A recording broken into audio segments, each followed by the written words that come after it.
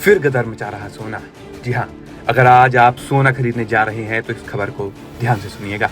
सोने और चांदी की कीमतें 4 दिन की बड़ी गिरावट के बाद बीते कारोबारी दिन मंगलवार को रॉकेट की रफ्तार से भागी थी। 4 दिनों तक सोने और चांदी क्रैश होता रहा। अब फिर सोना और चांदी ने रफ्तार पकड़ ली है। सोना 5,000 तो चांदी 15,000 रुपए महंगी हो गई है। सोने चांदी की कीमत बड़ा खेल खेल रही है, कभी ऊपर तो अगले ही कुछ घंटों में नीचे और फिर रॉकेट वाली रफ्तार से भाग रहा है। 2 दिन गिरने के बाद सोना चांदी फिर से छलांग लगा रहा है। India Boolean and jewellers association की रिपोर्ट्स के मुताबिक 24 कैरेट वाले सोने की कीमत 6,629 रुपए चढ़कर 1,58,158 रुपए प्रति 10 ग्राम पर पहुंच गई है। 2 दिन में सोना 9,412 रुपए चढ़ गया है।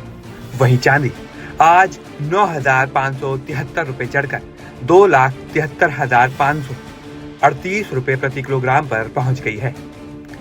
सोना जहां बीते दिनों में 16,000 तक महंगा हो चुका, वहीं चांदी की कीमत 1 घंटे में 9,573 रुपए बढ़ी है। बीते 2 दिनों में चांदी की कीमत 14,000 से अधिक बढ़कर 2,73,538 रुपए प्रति किलो पर पहुंच गई है। सोने चांदी की कीमतों में 2 दिनों की गिरावट के बाद लौटी ये तेजी मुनाफा वसूली के बाद खरीदारी का नतीजा है। वहीं कमजोर डॉलर निवेशकों को सोने चांदी की ओर खींच रहा है।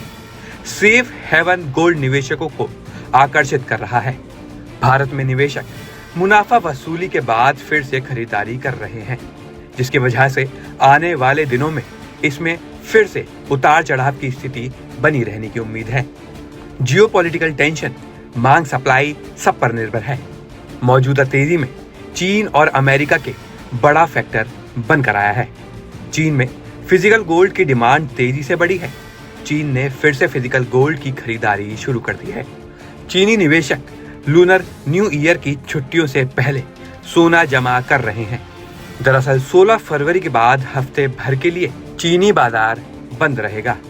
वहीं अमेरिका की ओर से तेल और डॉलर की आपातघाती के चलते सोने चांदी की कीमतों में फिर से भूचाल आ गया है।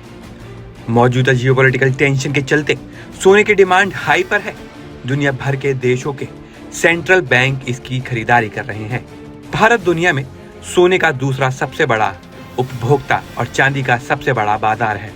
हालांकि देश अपनी सोने की लगभग पूरी जरूरत इंपोर्ट से पूरी करता है और चांदी की 80% से ज्यादा मांग के लिए विदेशों पर निर्भर है।